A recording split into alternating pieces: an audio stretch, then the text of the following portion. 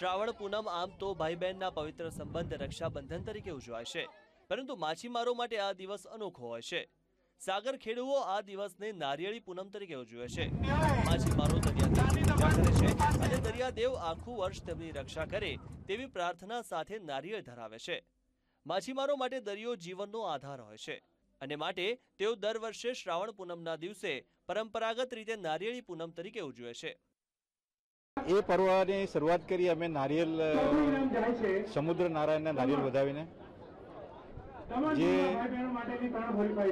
નારિયેલ અમે એ અમારા સમુદ્ર નારાયણને અમે એ રીતે રીઝવીએ છીએ અને સમુદ્ર નારાયણની પૂજા કરીએ છીએ કે અમારી મચ્છીનો પડતર વધારે થાય। બીજું અમારા ફિશરમેન લોકોની અમારા માછીમાર ભાઈઓની સલામતી રહે।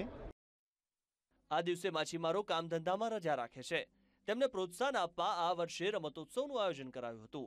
દમણ પ્રશાસન અને લાયન્સ ક્લબના સહયોગથી માછીમારો માટે તરણ સ્પર્ધા, હોડી સ્પર્ધા સહિત અનેક સ્પર્ધા યોજાઈ હતી। આ સ્પર્ધામાં દમણ ઉપરાંત દીવ અને ગુજરાતના માછીમારોએ ભાગ લીધો હતો। સ્પર્ધાના અંતે વિજેતાઓને ટ્રોફી અને રોકડ પુરસ્કાર આપવામાં આવ્યા હતા। હોડી સ્પર્ધા અને તરણ સ્પર્ધા હતી, એમાં છોકરા છોકરી બંને હતા અને फर्स्ट सेकंड थर्ड ने अपने इनामों जाहिर किया।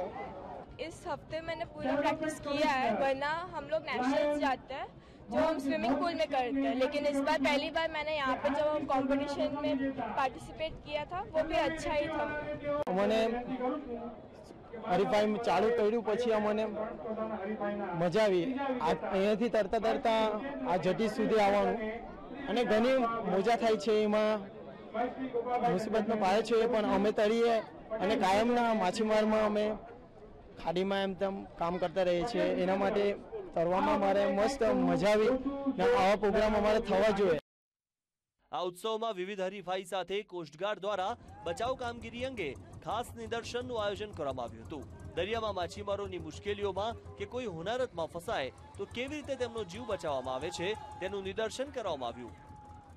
उनके पास विशेष रूप से प्रशिक्षित बचाव कार्य दल हैं, उनके पास इक्विपमेंट है, उनके पास हवाई जहाज हैं, हेलीकॉप्टर हैं और इनफैक्ट पिछले साल भी एक बार जब डिस्ट्रेस कॉल आई थी बीच समुद्र से हमारे मछुआरे भाइयों की, तो कोस्ट गार्ड ने रातों रात उनका बचाव किया था और कई जानें बचाई थी। तो कोस्ट गार्ड की महत्ता इसी में है और इसीलिए इस पूरे पर्व के अंदर, इस पूरे समारोह में उनका भी एक रोल दिखाया जाता है ताकि लोगों को पता रहे और मछुआरे भाइयों को भी ये भरोसा रहे कि कोस्ट गार्ड उनकी सुरक्षा के लिए मुस्तैद है। દમણ આમ તો પ્રવાસન સ્થળ તરીકે પણ જાણીતું છે, ત્યારે પ્રવાસીઓ પણ આ દિવસે અનોખા ઉત્સવને માણીને પ્રભાવિત થાય છે। આવા કાર્યક્રમને કારણે માછીમારોમાં પણ સામાજિક એકતાની ભાવના વધે છે। માનવ ઠાકોર, વીટીવી, દમણ।